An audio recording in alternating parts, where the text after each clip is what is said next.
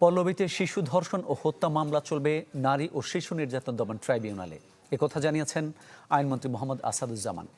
এক সপ্তাহের মধ্যে তদন্ত প্রতিবেদন দিতে নির্দেশ দেওয়া হয়েছে। বলেন, মনুষ্যত্বকে প্রশ্নবিদ্ধ করে এমন অপরাধে জড়িতদের কোনোভাবেই ছাড় দেওয়া হবে না। আপনারা পারবেন না, আমার মেয়েও ফিরে আসবে না। আপনারা বিচার করতে পারবেন না। নিজের বসবাসের চেনা পরিবেশ বা প্রতিবেশীর ঘরও যে একটি শিশুর জন্য কতটা অনিরাপদ হয়ে উঠতে পারে, মিরপুরের পল্লবীতে দ্বিতীয় শ্রেণীর শিক্ষার্থীকে ধর্ষণের পর হত্যা তারই প্রমাণ। শিশুটির সাথে যা ঘটেছে তা দেশের মানুষকে ক্ষুব্ধ করেছে, সেই সাথে এক করেছে এ ধরনের অপরাধের বিরুদ্ধে কণ্ঠস্বরকে।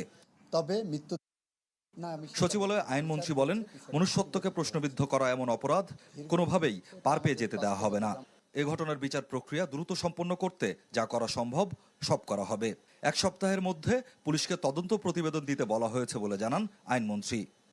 আমাদের পক্ষ থেকে এই বিচার প্রক্রিয়াটাকে সামনের দিকে দ্রুত সম্পন্ন করার জন্য যা কিছু করা সম্ভব আমরা সবটুকুই করব। পুলিশ কমিশনারকে টেলিফোন করে বলেছি এই মামলার তদন্ত প্রতিবেদন যতটা দ্রুত সম্ভব এক সপ্তাহের মধ্যে করার ব্যবস্থা করেন। আইনমন্ত্রী বলেন, মাগুরার আসিয়ার ঘটনায় 7 দিনের চার্জশিট এবং 1 মাসের মধ্যে বিচার শেষ হয়েছিল। পল্লবীর শিশুর ক্ষেত্রেও এই উদাহরণকে সামনে রেখে এগোনো হবে। এ মামলার কার্যক্রম চলবে নারী ও শিশু নির্যাতন দমন ট্রাইব্যুনালে। এই বিচারটা ফাস্ট ট্র্যাকে নিয়ে যাব।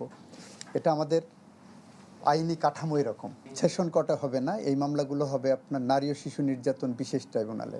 সেশন জাজ সর্বোচ্চ শাস্তি দিতে পারবেন, মৃত্যুদণ্ড। তবে মৃত্যুদণ্ডটা হাইকোর্ট কর্তৃক অনুমোদন হতে হবে।